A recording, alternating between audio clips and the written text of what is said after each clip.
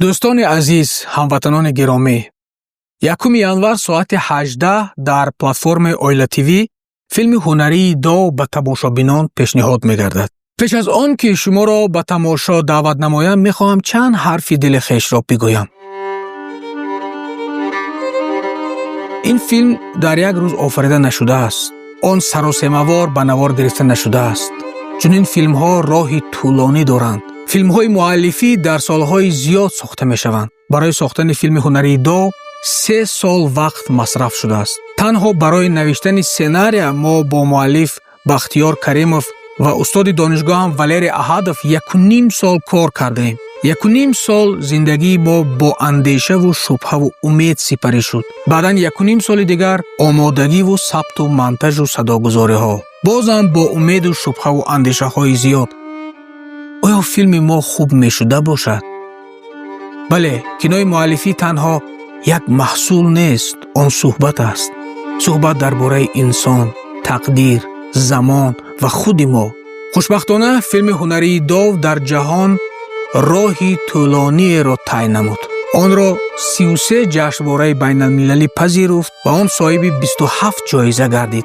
اما برای ما مهمتر از همه آن لحظه است که فیلم به خانه، به نزد تماشابین خود، به نزد مردم خود برمیگردد. من از صمیم دل سپاسگزارم از همه آنهایی که این فیلم را دستگیری کردند، از آنهایی که به آن باور داشتند، از آنهایی که آن را احساس کردند، از آنهایی که میفهمند چرا چنین فیلم ضرور است. سپاس خاص به همه اشتراکچیان و سازندگان فیلم دو، هنرمندان، گروه نواربرداری، سهمگزاران، حکومت کشور، رهبریت تاجیک فیلم و هر کسی که به این فیلم نه تنها مهنت بلکه جان بخشید. من به یک چیز باور دارم، اگر ما خواهیم که سینمای ملت ما آینده داشته باشد، ما باید حکایه های خود را، آواز خود را، اندیشه خود را دستگیری کنیم. بعد از 3 سال پس از فیلم دو، ما فیلم هنری نوبتی خود را با نام ماهی در شست به نوار گرفتیم و ما دقیق می‌دانیم اگر دستگیری باشد، فیلم ها زودتر و زیادتر ساخته می شوند، امکانیت ها بیشتر می شود و کینوی تاجیک می تواند به جهان پیام خلق ما را برساند.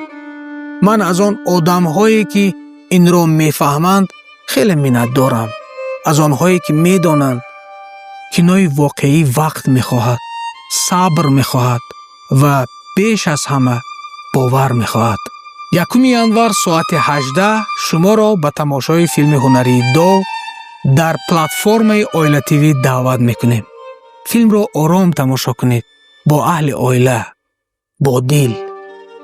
اگر این فیلم به دل شما راه یابد، پس آن بیهوده آفریده نشده است و این معنای آن را دارد که کینوی ما آینده دارد. در فرجام همه شما را با سال نو صمیمانه تبریک میگویم. آرزو میکنیم که سال نو برای هر یکی شما سال آرامی، امید و روشنایی باشد. سال اعتماد به خود، به فرهنگ و به آینده ملت و دولت عزیزمان تاجیکستان. سال نو مبارک.